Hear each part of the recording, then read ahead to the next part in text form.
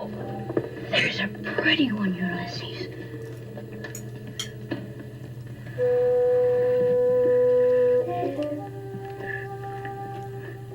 There it is. Ooh, hello BookTube. I'm Sean the Book Maniac. Welcome back to my channel. Here I am with a Friday Reads. Now, there's a slight chance I won't have time to finish editing this and posting it until Saturday, my time, but that's Friday for most of you anyway, so I think I'll just call it a Friday Reads whenever it gets posted. How lovely to be back. I have so much to say and quite a bit of personal or bookish news not involving books finished or started or bailed upon. I'm sweaty because I just got back from buying something at the stationery store. Not a very interesting story, but I got a little sweaty. It's sunny today and plus 13, so I considered filming outside, but warm enough, but the extra preparation for that would just kind of sap what little energy I have today, and energy and time. But I'm pretty sure maybe the next Friday Reads I do will be al fresco. And just before that, I got delivered a new lapel mic. I'm not using it right now. I'm going to give you a comparison test. So this is me using my new iPad with no mic, and I think the sound quality is excellent. But I got the lapel mic. It's cheap, and I've tested it out once myself in the other room, and I think it is just a smidge better, and I think it might help when I'm filming outside.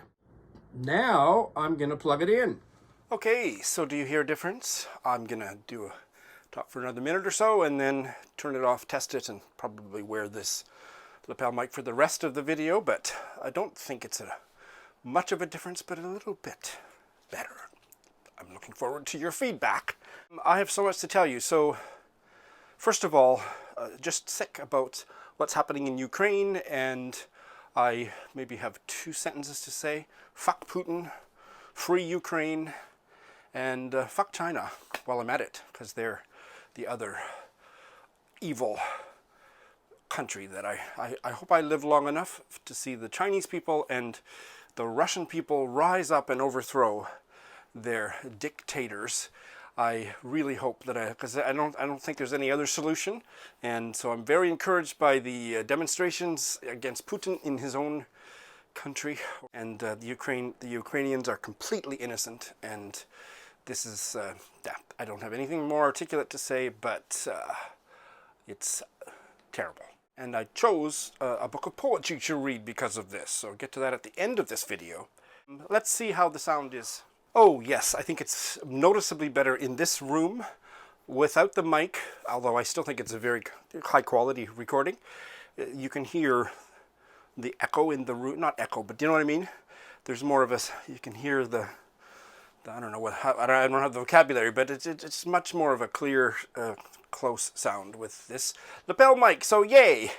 I wanted to pay tribute to a fabulous biographer who passed away at the young age of 58, Valerie Boyd. She wrote a biography of Zora Neale Hurston. Doris of Aldi Books and I did a buddy read of that biography 3-4 years ago, and we loved it. She just died February 12th.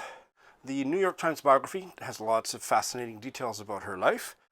She was working as a journalist when she started working in the biography, and she wanted to take increasing amounts of time off from her day job, and they wouldn't, so she quit, and she just focused on the biography. It's a wonderful biography, at the risk of repeating myself, it really is. What is it called? Wrapped in Rainbows, The Life of Zora Neale Hurston. Yeah, it's marvelous. So, rest in peace. In happier news, my friend, and not only my friend, but my friend, former booktuber Ollie Bliss, has a book out of his art. Not only of his art, here it is. He sent me a copy. It's called Soft Lads, Writings Inspired by the Tapestries of Ollie Bliss. And if you follow him on Instagram, and you should, I'll put a link to his Instagram. He has put a lot of these up, but here's the full-page glossy homoerotic tapestries. And then it's an anthology of poetry and essay and I'm not sure what all, short stories in reaction to his art, which is just a fabulous idea. I haven't started, other than to look at the pictures, I haven't looked at it, but I'll put a link to where you can get it. It is hot off the press from Bite Poetry Press in association with the word association. Yeah, fabulous. And thank you, dear Ollie, for sending it to me, and I'm happy to promote it on my channel. And the next thing is that I was interviewed on another fabulous bookish podcast last weekend, and the episode is going up sometime today. It may be up now. It's going up early Friday morning European time, I think. So I don't know what time it is in Europe right now. It's 1:45 p.m. in Tokyo. The podcast is the Bookcast podcast, and my colleague in the bookish social media field, Sarah Kay, she's been on my bite-sized book chats once, and that's what gave rise to her inviting me onto her podcast. She's one of 4 co-hosts. You'll never guess who the newest co-host is. I think it's temporary, but hopefully not. Chris of Bookish Cauldron. Is it Chris of Chris Bookish Cauldron is the new co-host, and he's doing a fabulous job. And I was the guest in a long-form interview with Sarah. She runs a series there called My Life in Books, where she interviews a reader about their life in books. So I am the guest, and we had a fabulous chat, and you can listen to it if you haven't got enough of me yet. I talk about, I think 4, maybe 5 of my favorite all-time books, some of which I've never done a full review of on this channel, so there might be some new stuff there for you, plus ending with a plug for Barbara Pym. Sarah's wonderful, and she's coming back on my bite-sized book chats, and the entire podcast is wonderful, so you should subscribe. So I have had, well, it's been 2 weeks almost 2 weeks since you've heard from me in terms of a Friday or a week Saturday reads, and I haven't bailed on anything, and I have 3 5-star reads to tell you about. I think I'm actually going to not say too much because I'll explain as I go. So the first one I finished was a week ago, and that was the South African novel, The Wanderers by Mphuthumi Ntabeni. And Bob, the booker, and I had a Zoom chat, not a bite-sized chat, a long-form chat. I don't know how long it's going to be. I haven't started editing it, but it will go up hopefully in about 2 weeks at the earliest, where we go in-depth chatting with the author, who goes by the nickname Mphush, about The Wanderers. But I loved it. It was a 5-star read. It's very philosophical, and that isn't always my cup of tea, but it really worked for me here, and really beautiful, fully realized characters, and an interrogation of recent South African history, and actually far back Xhosa history I just went down so many rabbit holes reading it, and I think you will enjoy Bob's and my chat with Mphush, which, like I say, will be coming out as soon as I can get to edit it.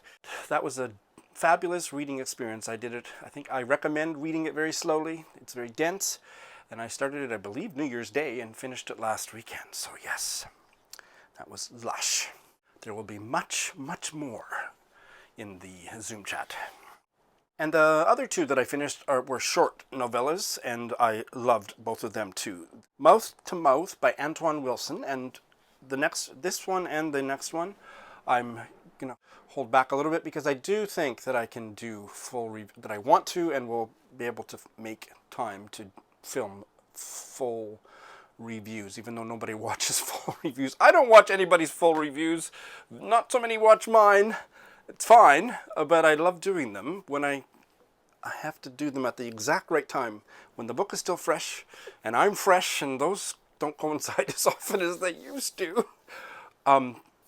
But I've watched some of my previous book reviews that I remember thinking were absolute shit, and I've watched them. Well, they weren't Pulitzer Prize winning video reviews of a book, but they weren't shit. They were pretty darn good, a couple of them. So I think I need to give myself a bit of a kick in the pants and do a few more when I can fit them in. So I'm hoping to review Mouth to Mouth. But yes, it was not a Sean book, but it was a 5-star read because it was so well done.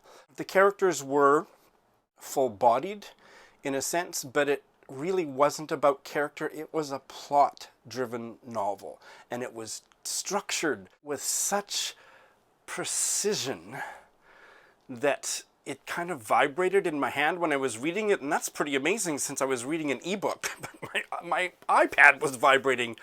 I think I've explained the opening concept. I'll quickly explain it again. This 30-something guy is in the LA airport, some airport, and he sees somebody at the check-in desk or whatever, not the check-in desk, at the boarding gate, who looks like an acquaintance of his from years ago at college. And the other guy recognizes him and invites him to come into the hoity-toity upper-class lounge, and they get shit-faced, and this guy, who he hasn't seen since college, I think about 15 years ago or something, tells him not the story of his life, well, kind of, but one particular story that changed his life, and it involved him saving a stranger's life, saving a man from drowning one night, and then all the stuff that flows out of that. And I will go into more detail in a non-spoilery way in my full review, but I won't go into any more detail here. But the way that the narrative point of view kept shifting between the guy who recognized his friend and then the friend who had this incredible experience,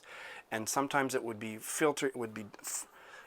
direct quotations, like almost an entire chapter would be exactly what the guy said, but then other chapters would be refracted and narrated in the third person from the other guy. I'm not explaining it very well. I'm going to try to think about it some more before I do my full review, but there was something about that was such a tour de force that it was, I mean, I read it in about 10 days, which, you know, lots of people say you can read it in one sitting. Well, I think that's sacrilegious, reading a book in one sitting. For me, a quick read is a month, so I read it in 10 days, and I loved it. Yeah, it's a book that I'm going to keep thinking about and probably rereading. Like, it's not going to probably be on my top 10 list. Could be, but it's not a Sean book. But it was such a damn fine book, such an amazing novel. And it has a whole bunch of stuff about art. So if you're into art and kind of the seedier aspects or the underbelly of art dealing, all those details were fascinating too. And as I said, I found out about it I don't often listen to Bookworm, the podcast and radio show from KCRW in Los Angeles, California, Los Angeles, with Michael Silverblatt. But I happened to listen to it in its entirety, and I immediately got the ebook because I was totally sold, and yeah, I'm so glad I read it. And the last one that I finished just yesterday is I could almost call it a Welsh novel. The writer, Elizabeth Berridge, is half Welsh. The story is set in Wales. There are Welsh and non-Welsh characters, so it's very much kind of one of those border novels along the lines of Margiad Evans. And it was published, I can't remember when it was published, 1995. Yeah, it was published in 1995. I'm going to say very little about it here because it's a book that I really need to sit on before I do a full review, but I think I'll do it in the coming next few days. I loved it too. Is that an earthquake? They're doing construction, which isn't very noisy, but the whole apartment building's been kind of shaking on occasion. So no, I think that was just construction-related shaking. I loved it. And again, I am a very subjective, emotional reader, so if I loved more than I didn't like, and I can use the verb love, it's automatically a 5-star read. I suppose for somebody who was a little more objective, maybe a 4-star read, but I'm not objective, and I don't believe in objectivity in book review. It's a crime against literature. But I really, really thoroughly enjoyed it, and it was such a powerful portrait of two generations of women. And the protagonist inherited this house from the village doctor from her childhood village. Her parents left that village when she was not very old. I can't remember how old she was, but high school or younger. And years later, as her marriage has broken up, she finds out that the doctor died and he left her his house. And it all goes back to this childhood interaction she once had with him about a shell house, like a little doll house that she said she wanted. And it's crazy. And in fact, I think some people would have trouble with the premise, but I didn't. But then a very sensitive, finely tuned, nuanced look at lives of women of this era, British women, She is newly divorced. She came out of an abusive marriage. Her 20-something daughter is off traveling in India and doing a lot of things the kinds of things that would give parents gray hair. And her mother, her widowed mother, is not dealing with much of the emotional content of her life and is gallivanting all over the world, taking this cruise and that cruise and that cruise. And we don't see much of the daughter, but the protagonist and her mother are very finely drawn. And there's so much about Welsh culture and folklore and things that are brought into it. And art, because our protagonist is also an artist. I got all excited when I talked about this a couple of weeks ago about the one painting on the wall. And I didn't get any answers to that story, but there is that fine attention to art, other works of art, including the protagonist's own art, that was a joy to read as well. Now, one of my subscribers, who goes by the initial L, left a fabulous comment, and she said that the excerpt I was talking about with the big painting on the wall, I'm not going to regurgitate that here. She said, it sounds like an example of ekphrastic writing. I'll spell it up there. I don't know if I'm pronouncing it right, but I think that's how it would be pronounced. Ekphrastic, which is ekphrasis. I better look that up. How is that pronounced? Ekphrasis. Ekphrasis. Well, that's a British accent. I'm gonna trust that. Ekphrasis, not ekphrasis. Ekphrasis originally meant a written description of a work of art produced as a rhetorical exercise. But in literature, in fiction, it's a vivid, dramatic, verbal description of a visual work of art, either real or imagined. And I love reading about art in print because I do not have a vocabulary to talk about art. I know what I like, and beyond that, I just say, oh, it's nice. So I love ekphrastic.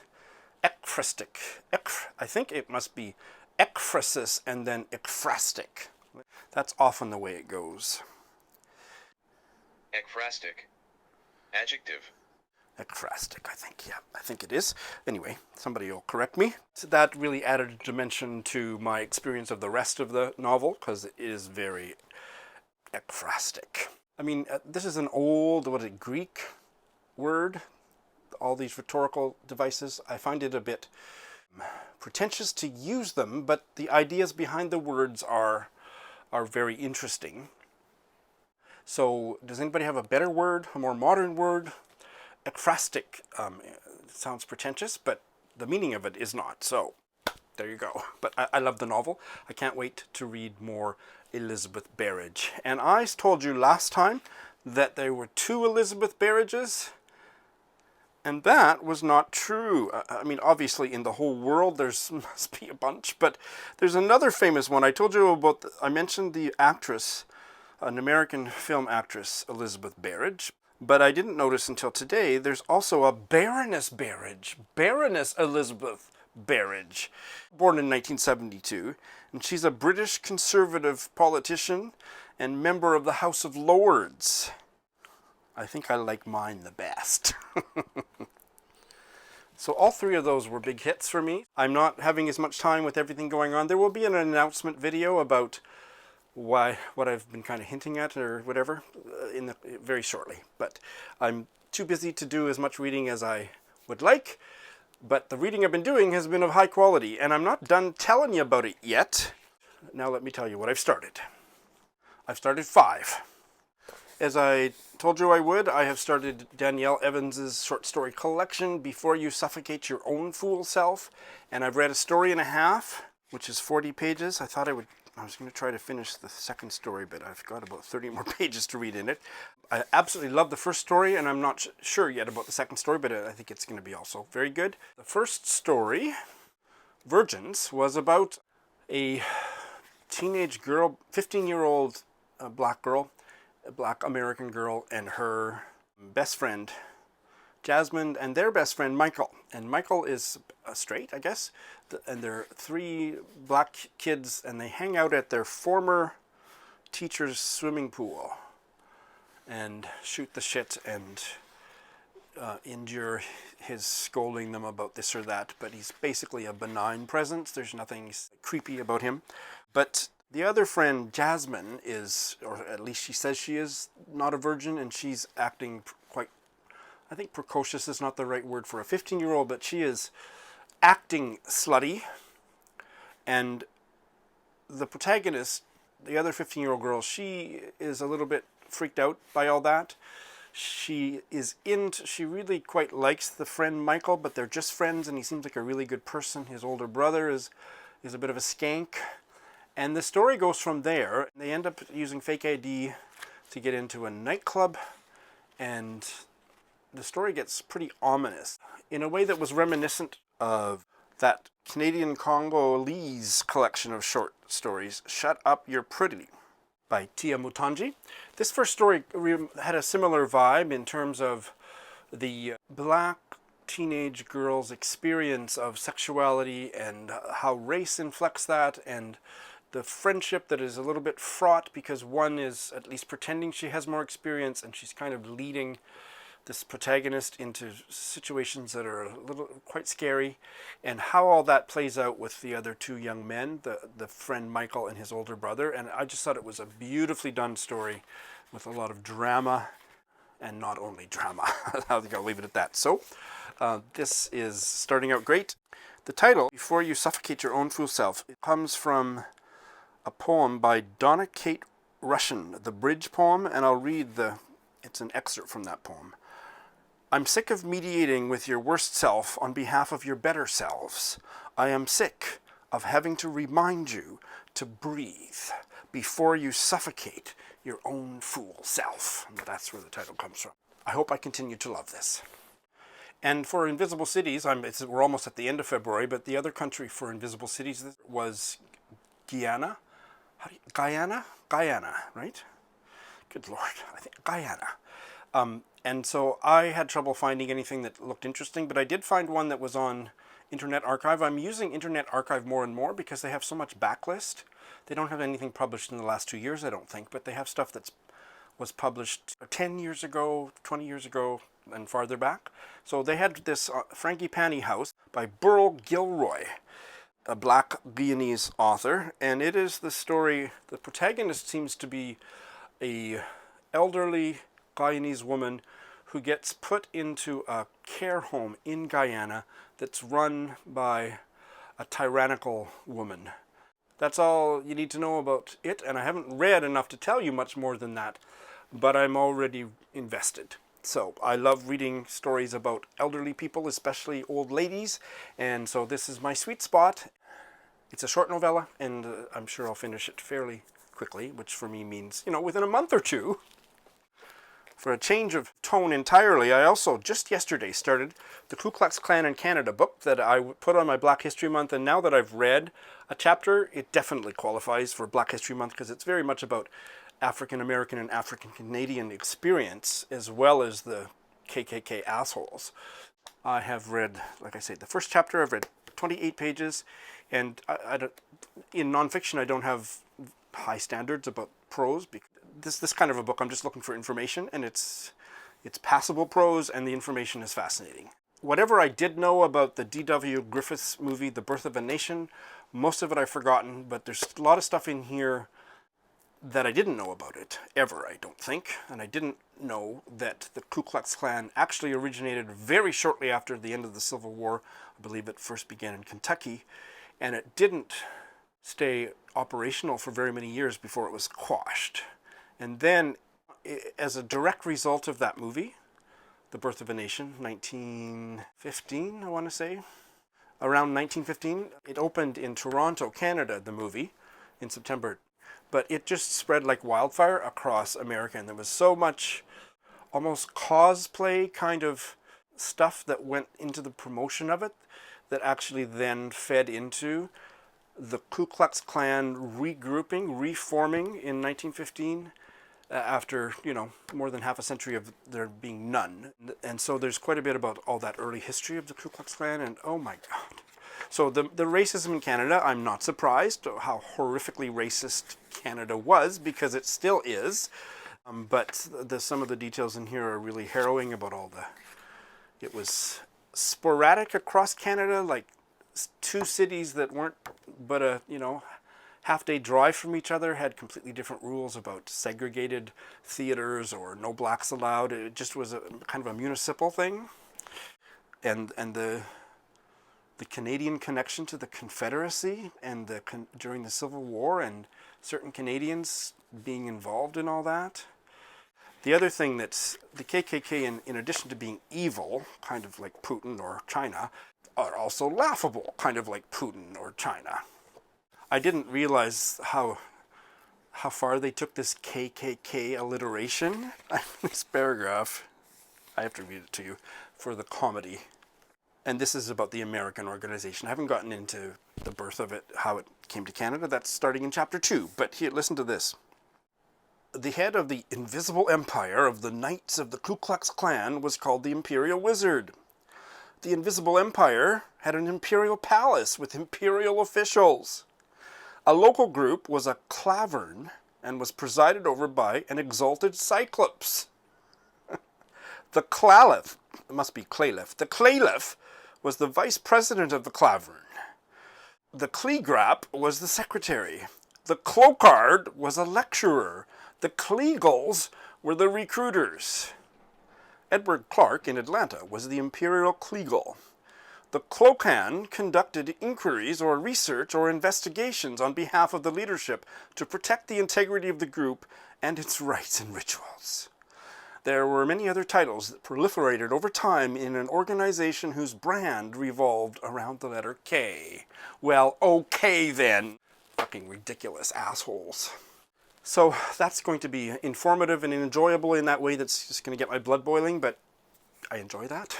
And I have made a good start on Kololo Hill by Neema Shah, and I would say that I'm absolutely loving it. It's not just got a beautiful cover and end papers.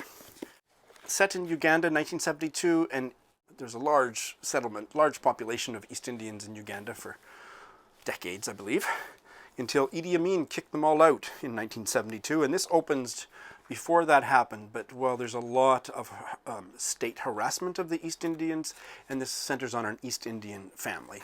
It opens, I read the opening chapter to Lindy during the concussion reading project over the holidays, and we both really loved the opening chapter. It set up the family dynamics very well, but also Asha, the main character, the wife, she stumbles upon a whole bunch of bodies, murdered bodies floating in the river that the soldiers have killed, and just so it sets the tone of ominousness from the get-go.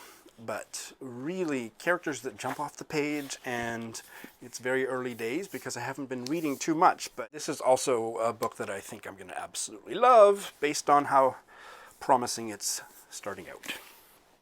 And somebody tweeted out a poem by the deaf Ukrainian-American poet Ilya Kaminsky. I've heard quite a bit about him. The deaf Irish writer Lynn Buckle talked a lot about him, and I'd heard of him before. Oh, and by the way, shout out, absolutely big congratulations to Lynn Buckle, whose novella What Willow Says won the Barbellion Prize a couple of weeks ago, or about 10 days ago. And she loves this poet, Ilya Kaminsky, and when I saw one of his excerpted on Twitter this morning, I immediately got the ebooks. The poems are very short. I'm going to read you the first 3 of the cycle, the poetry cycle, which is actually a story in verse, Deaf Republic, and there are 3 characters. Sonia and Alfonso, they are puppeteers, and they are putting on a puppet show in this city, which could be Ukraine, could be anywhere. There is a boy who is Sonia's cousin, and his name is Petya, and he is deaf. That's all you need to know. The town is Vasenka, so it has a Slavic sound to it. So I'm going to read you the first 3 poems. The first one is called Gunshot. Our country is the stage. When soldiers march into town, public assemblies are officially prohibited. But today, neighbors flock to the piano music from Sonia and Alfonso's puppet show in Central Square. Some of us have climbed up into trees. Others hide behind benches and telegraph poles. When Petya, the deaf boy in the front row, sneezes, the sergeant puppet collapses, shrieking. He stands up again, snorts, shakes his fist at the laughing audience. An army jeep swerves into the square, disgorging its own sergeant. "Disperse immediately!" "Disperse immediately!" the puppet mimics in a wooden falsetto. Everyone freezes except Petya, who keeps giggling. Someone claps a hand over his mouth. The sergeant turns toward the boy, raising his finger. "You!" "You!" The puppet raises a finger. Sonia watches her puppet. The puppet watches the sergeant. The sergeant watches Sonia and Alfonso. But the rest of us watch Petya lean back, gather all the spit in his throat, and launch it at the sergeant. The sound we do not hear lifts the gulls off the water. Next, as soldiers march, Alfonso covers the boy's face with a newspaper. 14 people, most of us strangers, watch Sonia kneel by Petya, shot in the middle of the street. She picks up his spectacles, shining like 2 coins, balances them on his nose. Observe this moment, how it convulses. Snow falls, and the dogs run into the streets like medics. 14 of us watch. Sonia kisses his forehead. Her shout, a hole torn in the sky. It shimmers the park benches, porch lights. We see in Sonia's open mouth the nakedness of a whole nation. She stretches out beside the little snowman napping in the middle of the street, as, picking up its belly, the country runs. And the last poem, which is incredibly short, is Alfonso in Snow. "You are alive," I whisper to myself. "Therefore something in you listens. Something runs down the street, falls, fails to get up. I run, etc., with my legs and my hands behind my pregnant wife, etc., down Vasenka Street. I run. It only takes a few minutes, etc., to make a man."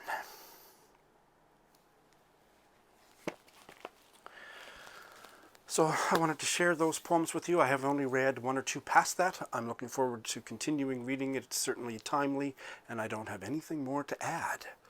Thanks for watching.